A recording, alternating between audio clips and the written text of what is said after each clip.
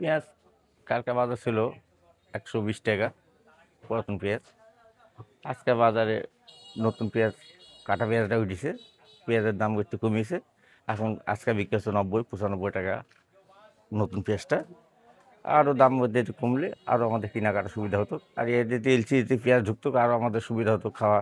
তাছাড়া মনে করি 100 টাকা 120 টাকায় পেঁয়াজ কিনা খাওয়া মনে করি আমাদের কামাই নাই, রোজগার নাই, কীভাবে চলা যায়? হ্যাঁ, এই যদি পেঁয়াজ আমাদের কমে গেলে আরও আমাদের খাওয়া দাওয়ার সুবিধা হতো।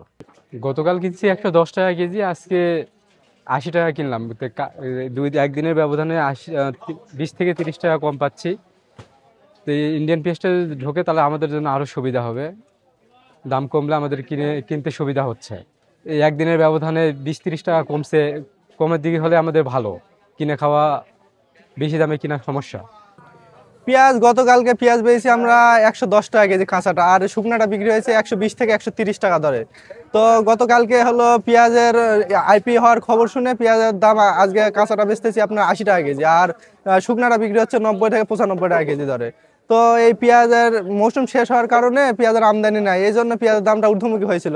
এই পেঁয়াজের আইপি খবরে পেঁয়াজের দামটা অনেকটাই কমে আসছে। আশা করা যায় পেঁয়াজটা বাংলাদেশে আমদানি হওয়ার পর থেকে আরও কিছুটা দাম কমে আসবে আশা করা যায়। পেঁয়াজ যতটুকু পর্যাপ্ত পরিমাণ থাকার কথা এই পরিমাণ আমদানি নাই, এই জন্য পেঁয়াজ দামটা বেশি ছিল। এই খবর শোনার কারণেই পেঁয়াজের দামটা অনেকটাই কমে আসছে। আশা করা যায় যে ঢুকলে আরও অনেকটাই কমে আসবে, 50 থেকে 60-এর ভিতরে আমরা পাবো ইনশাল্লাহ। সরকার বাংলাদেশের কৃষকদের কথা ভেবে পেঁয়াজ আমদানি গত 30শে আগস্ট থেকে বন্ধ রেখেছিল। বর্তমানে পেঁয়াজের ঊর্ধ্বগতি বাজার বিবেচনা করে গতকাল থেকে আমরা যেটা জানতে পারছি যে পেঁয়াজ আমদানি আবার শুরু হবে। তো সেক্ষেত্রে আজকে দিনের শুরুতে আমরা যেটা দেখলাম অনলাইনে যে 50 জন আমদানিকারক অলরেডি তাদের পুরাতন আবেদনগুলো রিসাবমিট করতে পারছে। হয়তোবা এবেলার মধ্যে আমরা দেখতে পাবো যে সেগুলো অ্যাপ্রুভ হবে। আবার অ্যাপ্রুভ হলে আমরা আপনাদেরকে বলতে পারবো যে পেঁয়াজ আমদানি কখন থেকে শুরু হচ্ছে।